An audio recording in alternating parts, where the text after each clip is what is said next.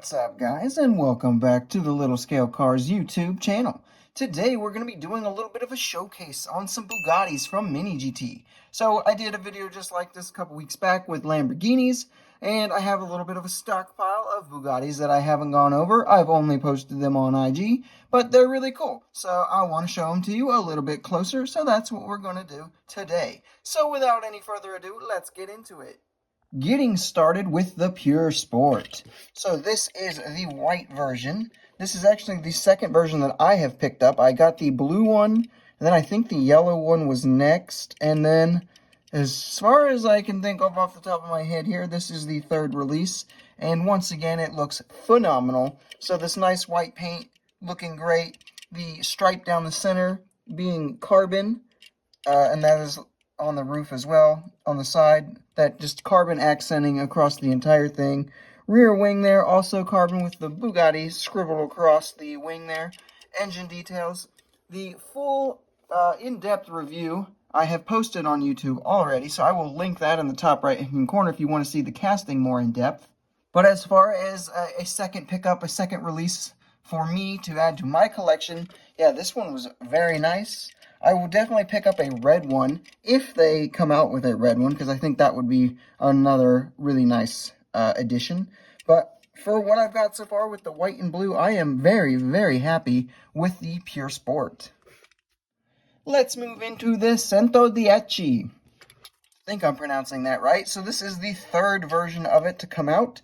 This is actually the second version that I have added to my collection. I got the white one, and then added this blue one to my collection. This is actually the color I was most excited for, I was waiting for. I had seen pictures of the real-life color, or the real-life car that was done in this color, and I just thought that it was fantastic and really hits home with that EB110 kind of vibes that this car is meant to replicate in the first place. And yeah, once again, this does not disappoint at all. So we do get the carbon kind of accenting on the wing there, looking really, really good. This stuff here is not actually carbon. This is just kind of black paint.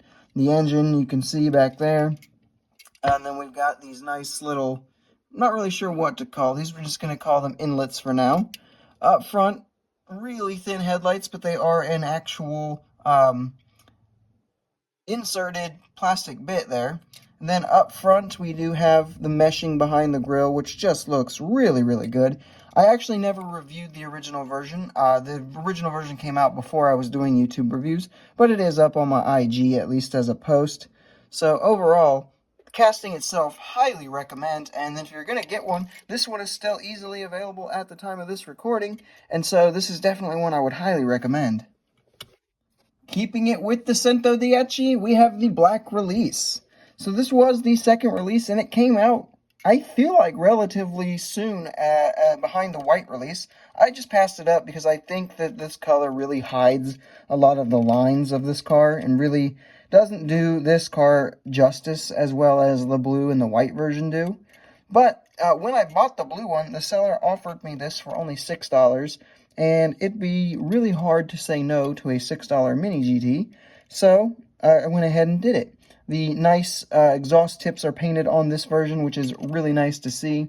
But other than that, there's really not a whole lot extra that this version offers that blue one doesn't. But if this is the one that you prefer, it should still be readily available. Let's get into this Divo.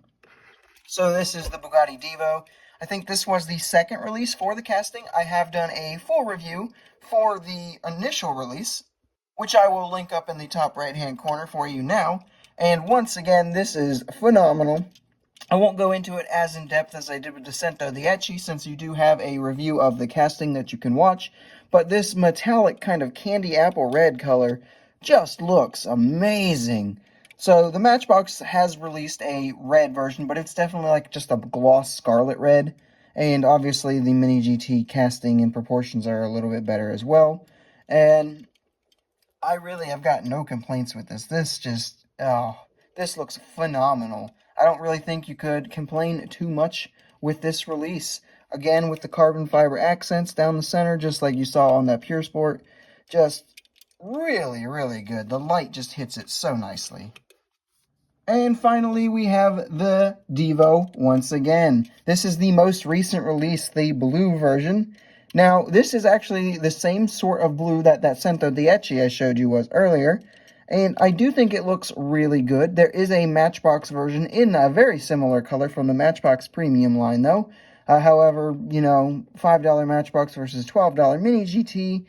I think, you know, I'm going to go with the Mini GT, but I'll definitely still take the $1 Matchbox. That being said, though, I'm not thrilled with this color. Like, don't get me wrong, I absolutely positively love it. Think it looks fantastic. I just think it would have looked better in a kind of metallic-y paint job, just like the red one received. So this blue, but in more of a metallic kind of paint scheme. I will go ahead and toss in a picture of what I am talking about, like uh, the Divo in that kind of color just scheme, just so you can kind of get an idea of what I would have preferred to see. That being said, though, I still really like this blue version. It's probably my... oh, that's really hard to say. I like the Divo so much, I can't really say I dislike this, even though I do wish it could have been a little bit different colored. And with that, that's pretty much going to wrap up our quick little showcase. Just wanted to get a quick little look at some of the cars that you might not have seen yet, and kind of give you an idea of whether or not they're any good or worth adding to your collections. I love them all, obviously. I have my favorites and the ones that maybe I think could have been a little bit better. But with all that being said, I definitely would recommend all of these for your collections. And with that, guys, I think I will see you in the next video. Make sure you give it a like, make sure you subscribe if you are new, and leave a comment telling me which one of these was your favorite and why, and I will see you in the next video.